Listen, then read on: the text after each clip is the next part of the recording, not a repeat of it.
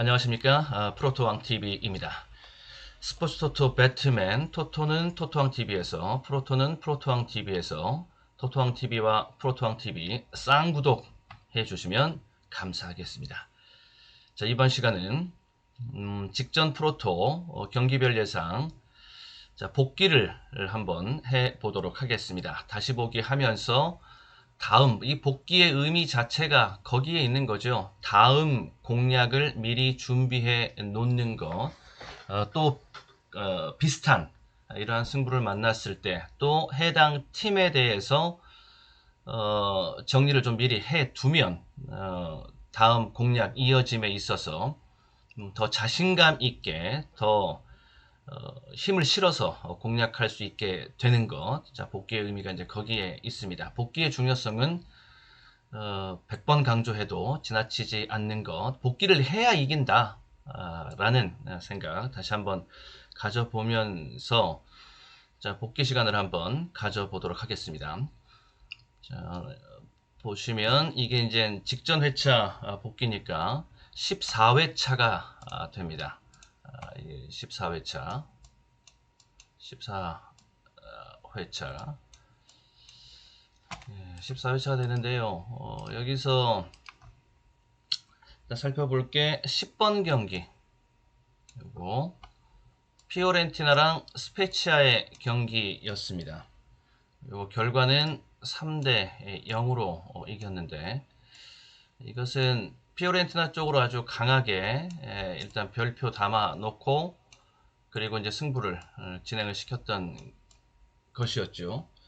이게 승부가 지금 이빠이 걸려 있는 상태. 아주 배당판에서 일단 배당판에서 승부를 그대로 읽어볼 수 있었던 그런 승부였습니다. 실제로 배당판이 좀 움직이기도 했던 변동 배당으로 가기도 했던 뭐 그런 것이었는데 여기서 이 경기에서 실제로 피오렌티나가 대승을 거둬주었고요. 그러면서 순위가 뒤바뀌어진 이런 모습까지. 기본적으로 스페치아를 좀 불안하게 보고 있었던 가운데 바스토니나 예리치 이런 것들이 이런 주요 자원 수비 자원 특히 수비 자원들이 나오질 못하는 것. 그래서 수비 자원 쪽에서의 전력 손실이 있다. 그래서 피오렌티나의 골을 본다. 그러면서 3골까지 나와주면서 대승을 거두어 줬다. 자, 이렇게 보고 그렇지 않아도 이렇게 보고 있었는데 배당판 자체가 또 완전 이 정도면 완전 뚫린 배당이라고 할 수 있었거든요. 배당이 마냥 높은 것만 또 좋은 것도 아니고 배당이 또 마냥 이렇게 걸레 배당이 돼 있는 것도 뭐 저배당으로 완전히 뚫려 있는 것도 이런 것도 또 좋지 않은 것이고요. 그러니까 적정 배당과 승부 배당을 잘 파악하고 간파하고 가는 게 중요한데 여기는 피오렌티나는 완전 그렇게 볼 수 있었던 일단 매치업적인 부분도 그랬었고 그리고 배당판의 흐름도 그랬었고 그렇기 때문에 그 두 가지가 중첩이 됐기 때문에 이렇게 강하게 별표 공략을 할 수 있었던 것이었죠. 그러면서 여기까지 이렇게 갈 수가 있었습니다. 1.84에 3.60의 마헨 배당까지. 그리고 여기가 굉장히 재미있다라고서 다 여기서 이제 나온 노림수였습니다. 그러면서 오바 공략이 또 재밌는 별표 공략이 될 수 있으니까 이것도 좀 보자라는 마이베팅 소개해 드렸던 바. 일단 결과가 이렇게 피오렌티나의 3대0 승리 나와줘서 일단 다행이었다 싶고요. 그 다음에 울버햄튼이랑 리즈 이런 것은 배당판의 흐름 잘 보고 가면은 더 힘을 실어 갈 수 있는 배팅에 힘을 실어 갈 수 있는 그런 케이스에 해당되는 것이었고요. 울버햄튼이랑 리즈의 경기 뭐 이제 집중 관리하는 팀이 이제 다들 이제 가지고 계실 텐데 저 같은 경우에는 울버햄튼 여기 EPL에서는 울버햄튼을 좀 집중 관리하고 있거든요. 집중 관리하는 팀으로 삼으려면은 뭐 랭킹 1, 2, 3위에 있는 뭐 그런 팀들은 의미가 없습니다. 바닥에 있는 팀들, 배당을 줄 수 있는 비인기 팀들을 집중 관리하시는 것이 한 번 더 쳐다보더라도 그쪽으로 한 번 더 쳐다보는 것이 도움이 되실 것 같고요. 자, 울버햄튼 이렇게 12위, 11위 간의 경기였는데 울버햄튼 쪽을 강하게 노리고 들어가면서 여기 또한 배당에 이 정도의 배당 수치라면은 울버햄튼의 강한 승부 의지를 그대로 읽어줄 수 있었던 그런 배당이었다라고 보시면 됩니다. 이 정도면 제가 생각했던 저는 딱 좋은 승부 배당이다. 이렇게 저는 판때기 딱 열리자마자 그렇게 생각을 했거든요. 여기 결과는 울버햄튼이 1대 0으로 이겼습니다. 이겼습니다. 그러면서 여기는 이렇게 나왔고 3.86배 그리고 여기는 이제 언더는 여기는 이제 틀렸는데 여기가 됐는데 이런 것들 배당이 약간 움직이긴 했는데 뭐 크게 신경 쓸 건 아니었고요. 자, 울버햄튼은 저는 여전히 좀 저평가라고 보는데 경기 내용적으로 봤을 때 그렇게 마음에 들진 않았습니다. 뭐 점유율적으로는 40% 6대4 게임을 했거든요. 리즈가. 그런데 골운이 따라주지 않고 자책골의 불운도 있고 이제 이러면서 이제 승부는 이렇게 났던 것인데 리즈나 울버햄튼이나 둘 다 복병 메리트가 있다라고 봅니다. 앞으로도 이 두 팀은 계속 배당 노림 카드로 써먹을 수가 있겠다라고 보고요. 그렇게 둘 다 정리를 해 둡니다. 그리고 여기는 클리퍼스랑 유타의 경기였습니다. 레너드가 복귀할 수 있겠는가 없겠는가 이런 거 조지는 나오지 못할 수도 있다 뭐 이렇게까지 보고 들어갔는데 그러면서 이제 클리퍼스 쪽으로 들어갔던 거죠. 역배당 형성이 됐었고 배당 뭐 굉장히 크게 잡혔습니다. 이 정도면은 농구 배당에서 뭐 이 정도면은 고액 배당 2.15배 이렇게 이제 볼 수 있었던 것이었는데 결과는 116대 112 유타의 연승이 상승세에 제동을 걸 수 있는 상대 몇 안 된다. 그 중에 하나 클리퍼스다. 클리퍼스 레너드가 나오면은 그러면은 클리퍼스의 경쟁력은 뭐 그대로 수직 상승 커진다. 레너드가 나오려나 어쩌려나 지금 데이 투 데이이기 때문에 퀘스천 마크가 지금 찍혀 있는 그런 상태에 있는데 웬만하면 좀 모습을 보일 것 같습니다. 뭐 이렇게 얘기했던 건데 나와서 29득점 올려주면서 승리의 1등 공신이 되어줬습니다. 여기에 조지까지 기습적으로 출전을 해주면서 여기 좀 보태주는 그런 활약까지 보여줬고요. 그리고 여기는 무엇보다 저는 이거였습니다. 이거 경기력적인 측면은 저는 뭐 경기 분석, 뭐 전력 분석 이런 건 전 사실 둘째, 셋째고요. 실전 배팅과 이제 배팅의 패턴 이제 이런 것들이 저는 결국에는 실전 배팅에서는 그게 더 중요하다라고 저는 보는데 백투백 매치였다. 세임 매치업 백투백 매치였습니다. 이럴 경우에는 전력의 추가 확실하게 어느 쪽으로 기울어져 있는 뭐 그런 팀이 그런 매치업이 아니라면은 비슷한 팀들 간의 세임 매치업 백투백이라면은 같은 결과가 반복돼서 나오는 경우는 사실 많지 않습니다. 저는 그런 마이베팅에서의 시각을 그렇게 가지고 있습니다. 실제로도 제가 쭉 봐도 그렇고요. 데이터를 가지고 있는 것도 그렇고요. 그래서 유타가 한번 이긴 케이스가 있기 때문에 연이어 인기 저배당 승부로 유타 쪽으로 당구고 가는 것은 이거는 실전 배팅의 의미가 없다. 그래서 이 흐름은 결국에는 이쪽으로 돌아설 수가 있다라는 생각을 한번 해본 것이었던 거죠. 그래서 이렇게 일단 정리가 다 될 수가 있었습니다. 2.15 이게 원래 배당이 좀 내려왔어요. 요게 2.55배까지 이제 오프닝 배당에서 시작을 했다가 내려갔다가 다시 조금 더 올라오고 결국엔 이렇게 이제 됐던 것인데 이 부분 여기 핸디도 좀 변하고 기준점도 좀 변하고 예를 들어서 여기도 기준점이 좀 변하고 그랬던 거 이런 게임이었습니다. 클리퍼스 쪽으로 일단 들어갈 수 있었던 배당판의 흐름도 그렇게 잡아주고 있었던 것. 그러면은 배당판의 흐름을 보고서 레너드 레너드가 이제 정상적으로 나오겠구나라는 생각을 이제 할 수 있었던 것. 그리고 들어가서 또 포틀랜드 경기가 있었습니다. 포틀랜드랑 워싱턴의 경기가 있었는데 여기가 결과는 111대 118 이렇게 워싱턴이 이겼습니다. 워싱턴 복병 다크호스 배당 워싱턴이다 이렇게 말씀드렸던 거. 이런 것들 상대 전적 또 최근 전적 계속 연승을 달리고 있는 것, 이것은 기세라고 읽어주기보다는 좀 부담이다 라고서 이제 얘기를 좀 했던 것이고요. 그러니까 연승이 갈 때까지 가보자 하는 연승과 좀 부담스럽게 부담이 차 있는 연승과 좀 이런 게 차이가 분명히 있죠. 포틀랜드는 좀 그런 케이스였습니다. 부상에 대한 악재가 좀 심하게 계속 잔존하고 있는 상태였기 때문에 그럼에도 불구하고 이렇게 달리는 것은 좀 부담스럽다라는 것이었고요.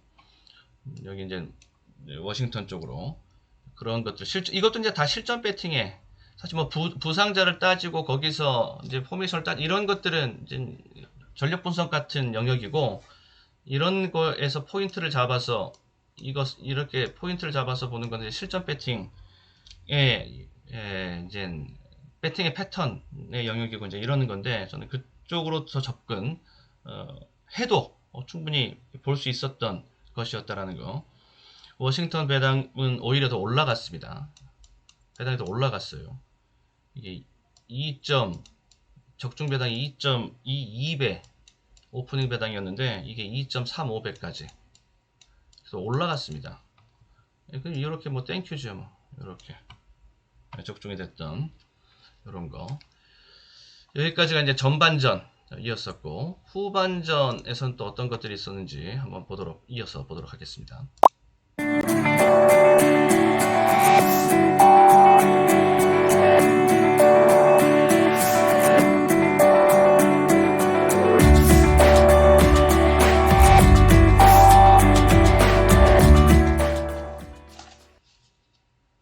네, 직전 회차 프로토 지금 복귀를 해보고 있습니다.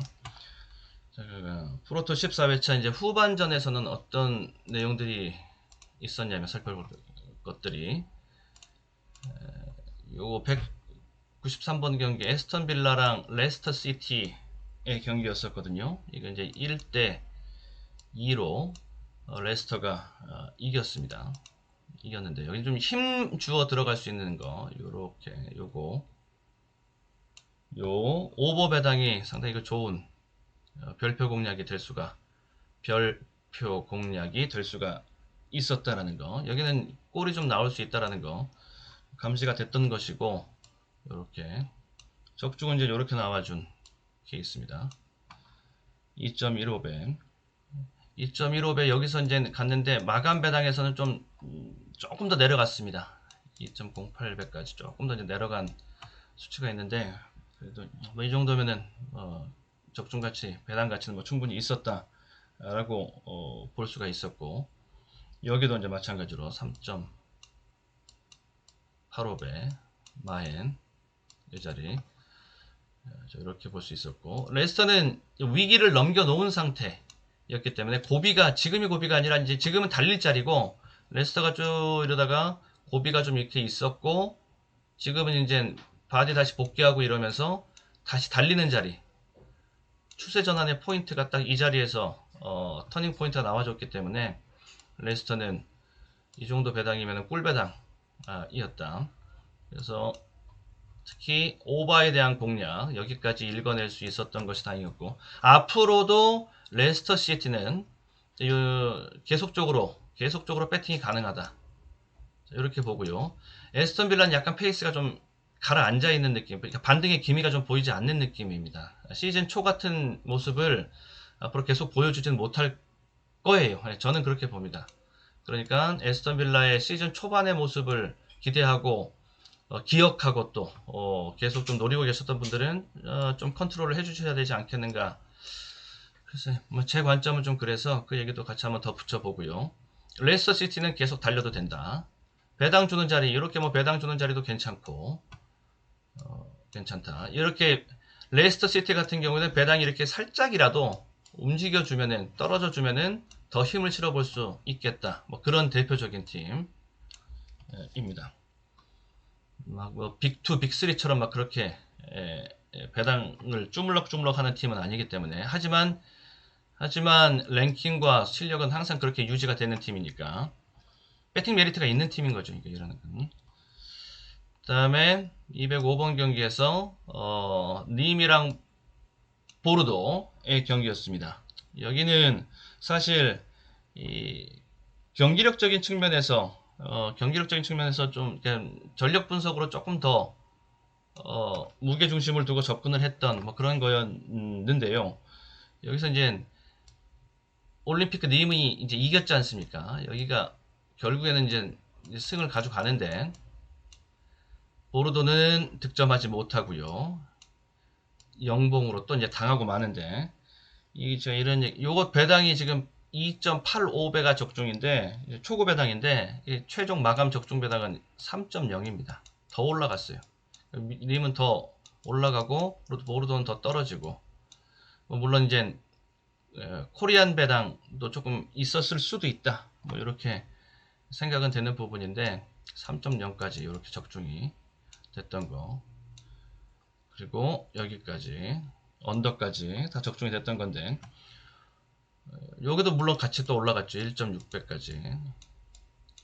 이거는 조금 좀 이제 배팅의 실전 배팅의 패턴 상으로 좀 기술적으로 본 것이 아니라, 여기는 이제 매치업에 좀 집중을 해서 이제 봤던 건데요. 뭐였냐면은 보르도가 직전 마르세유와의 경기에서 0대 0으로 비겼습니다. 이 얘기 이제 해드렸던 거죠. 여기서 이 내용에서 이 직전에 마르세유와의 경기에서 0대 0으로 비깁니다. 비겼던 경기를 직전 경기로 하고 이번 경기가 또 들어온 거거든요.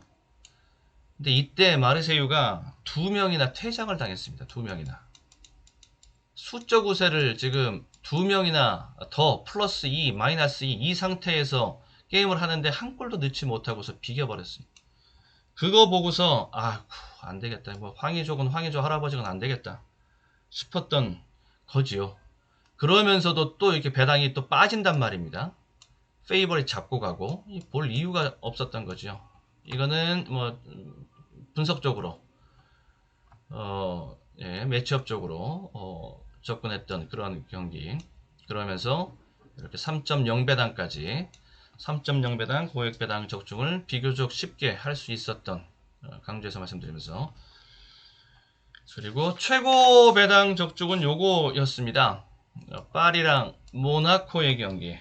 이건 뭐 진짜 이제 과감하게 미친 척하고 들어가는, 그러면서도 배당 노림수는 크게 두고 가자는 뭐 이런 뜻. 파리가 3위, 여기가 이제 4위.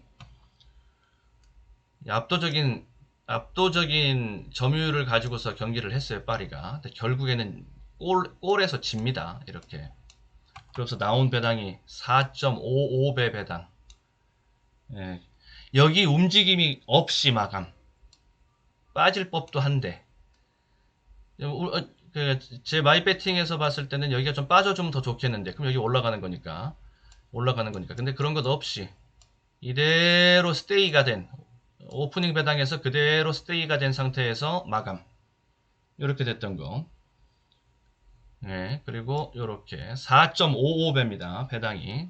굉장히 큰 배당 잡을 수가 있었던 거죠. 이 사실 모나코가 수비가 그렇게 좋은 팀은 아닙니다. 근데 이거 접근할 수 있었던 것이 뭐냐면은 네이마르 얘기했던 거. 네이마르가 부상 중. 이 모나코가 파리 이기려면은 이게 1대1로 붙어서는 안 되죠. 뭔가 하나 지금 차나 포나 하나 뭔가 떼주는 매치업이 됐을 때 그때 한번 승부를 한번 해볼, 도전장을 던져볼 만한 것인데, 네이마르 뭐 차 하나 띄고 도는 거니까, 차 하나 떼고 도는 거니까 이 정도면은 모나코도 해볼만 하다라는 거. 그리고 수비는 그러니까 수비가 약한 모나코인데 영봉승을 거뒀단 말입니다. 그것도 원정에서. 이 네이마르 빠진 것이죠. 실제적으로 점유율도 75대 25 싸움을 했는데 결정력이 나오지 못하면서 결국에는 네이마르의 빈자리가 느껴질 수밖에 없었던, 이제 그 점을 집중적으로 추궁해 들어가면서 모나코 쪽에 언제 파리를 부러뜨려 보겠습니까? 이럴 때 한번 부러뜨려 보는 거지요. 실전 배팅 그리고 고액 배당에 찬스가 왔을 때는 과감하게 가자. 4.5 배당 이렇게까지. 그리고 언더라고 말씀을 드렸습니다. 이거 언더, 이 부분 포인트가 되는 거죠. 굉장히 그 중요한 자리. 기준점이 3.5라고 이렇게 표시까지 제가 해드렸습니다. 기준점이 헷갈리지 마시라고 3.5로 책정됐다고. 이건 이게 거저 들어와서 먹으란 소리죠. 지금. 그래서 여기까지 표시 마이 배팅 들어가면서 저는 여기서 좀 재미를 봤습니다. 저는 뭐 제 마이 배팅에서는. 그리고 뭐 다른 건 이제 여기 개인적으로 말씀드리면은 요거 놓고 요거 때리고 요거 때리고 이렇게 두 방으로 이렇게. 아무튼 마이 배팅 그랬었고요. 자, 이렇게 해서 찬스 배당의 찬스를 살리면서 4.55 배당, 그리고 기준점 정확하게 이거 포인트 잡아내고 언더까지 갈 수 있었던 거. 내용은 이게 제일 나은 내용이 아니었는가 싶습니다.